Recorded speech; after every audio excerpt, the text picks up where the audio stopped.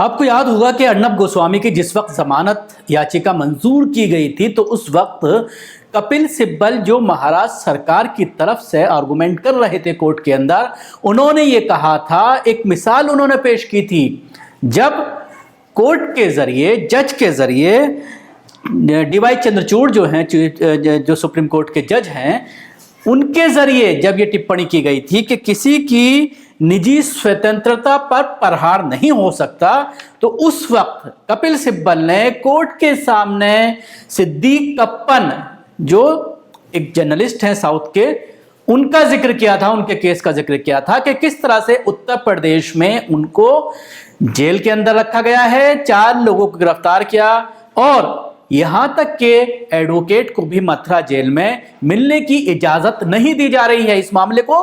कपिल सिब्बल ने supreme court में बहुत सही अंदाज में उठाया था, लेकिन जिसको नजरअंदाज कर दिया गया था कोर्ट के जरिए, उस पर कोई टिप्पणी नहीं की थी।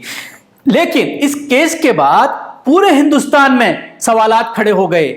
कि आखिर निजी स्वतंत्रता किसी एक खास व्यक्ति के साथ दूसरे मायने रखती है, और वहीं दूसरी तरफ जेल में सालों से लोग बंद हैं जिनकी सुनवाई तक नहीं हो रही, उनको डेट तक नहीं मिल रही कोर्ट की, और जमानत याचिका मंजूर नहीं हो रही। यहां तक कि कुछ लोग ऐसे हैं जो अपने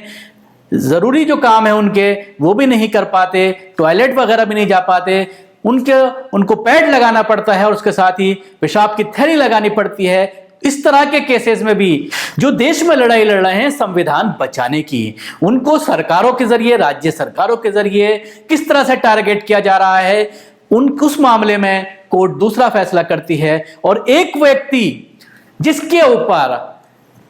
हीनियस क्राइम के चार्जेस हैं, आत्महत्या के लिए उकसाने का मामला है, उस मामले में सुप्रीम कोर्ट स्पेशल कोर्ट लगा करके, वोकेशन कोर्ट लगा करके उसकी सुनवाई करता है। न सिर्फ सुनवाई करता है बल्कि उसको जमानत दी जाती है, और जमानत देते हुए स्वतंत्रता की बात की जाती है, निजी स्वतंत्रता की बात की जाती है। आज इसी केस से जुड़ा हुआ मैं आपको मामला बताना चाहूंगा, आपके सामने जो हाजिर हुआ हूं उसका मकसद यह है कि सुप्रीम कोर्ट में उसी सिद्धार्थ कप्पन की जमानत याचिका आज लगाई गई थी। कपिल सिब्बल इस पूरे मामले में जो आरोपी है उसकी तरफ से आर्गुमेंट कोर्ट में कर रहे थे। चीफ जस्टिस ऑफ इंडिया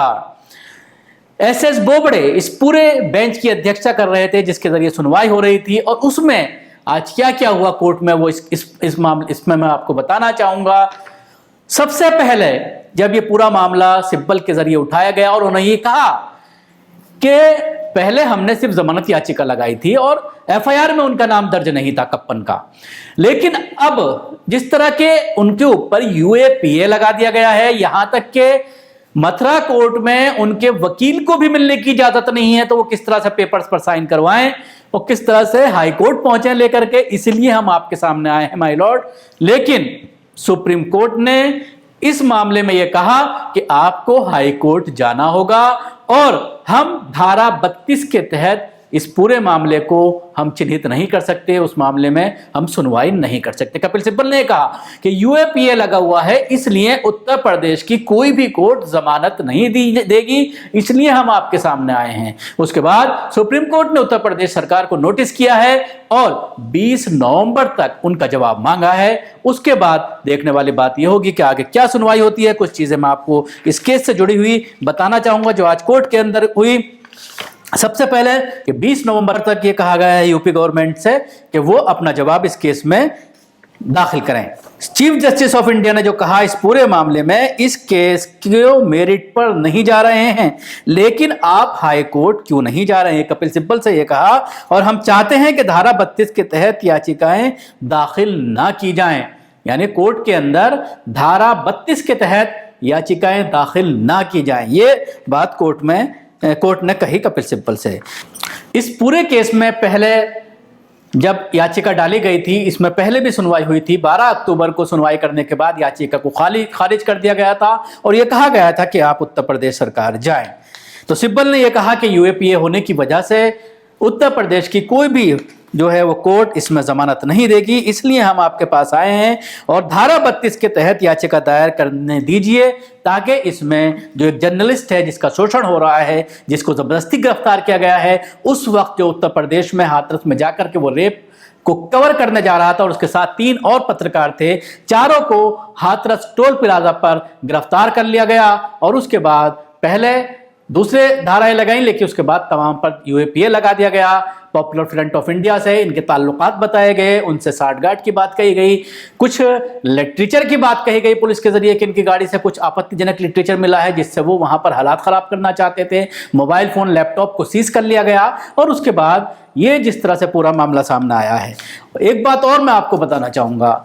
जब अर्नब गोस्वामी का मामला सामने आया था, उसको गिरफ्तार किया गया था महाराष्ट्र पुलिस के जरिए, तो उत्तर प्रदेश के मुखिया चीफ मिनिस्टर योगी आदित्यनाथ ने एक ट्वीट किया था जिसको लेकर बवाल खड़ा हो गया था। योगी आदित्यनाथ ने कहा था कि पत्रकारों तो कम से कम सरकारें छोड़े, कांग्रेस के ऊपर आरोप लगाया था और उसके बाद वो काफी ट्रोल हो गया था और ये बाकायदा एक लिस्ट लोगों ने ट्विटर पर डाली थी जिसमें उत्तर प्रदेश में पत्रकारों का दमन हुआ है। कई केसेस ऐसे हैं जिसमें जानलेवा हमले हुए हैं, मौत हो गई है। उसके बाद अगर कोई मिड डे मील का खुलासा करता है तो उसको गिरफ्तार कर लिया जाता है, अगर कोई रेप का खुलासा करता है तो उसको नोटिस थमा दिया जाता है। इस तरह की चीजों को उजागर किया गया था ट्विटर पर, सोशल मीडिया पर, और पूरी तरह से हमलावर लोग योगी आदित्यनाथ पर हो गए थे। यह केस भी उत्तर प्रदेश का है, कप्पन का। इस मामले में भी उत्तर प्रदेश पुलिस की पूरी तरह से साजिश बेनकाब हो रही है। लेकिन सवाल यह खड़ा होता है, जिस तरह से अर्नब गोस्वामी के केस को लेकर लोग खड़े हुए थे, राइट विंग के लोग खड़े हुए थे और ये कह रहे थे कि ये लोकतंत्र के चौथे स्तंभ पर पूरी तरह से हमला है,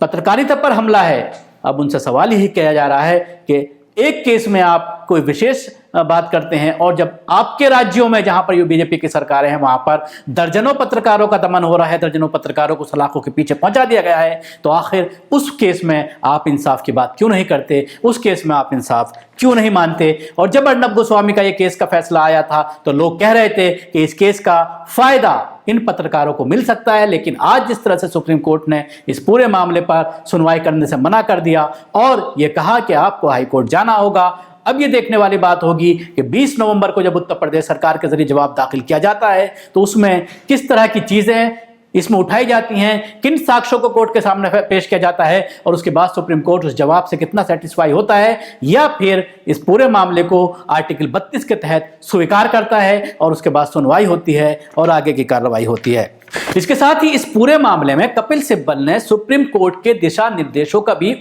हवाला दिया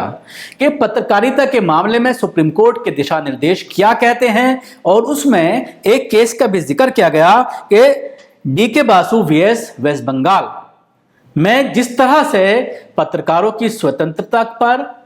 को पूरी तरह से बताया गया कि स्वतंत्रता क्या है और जिस तरह से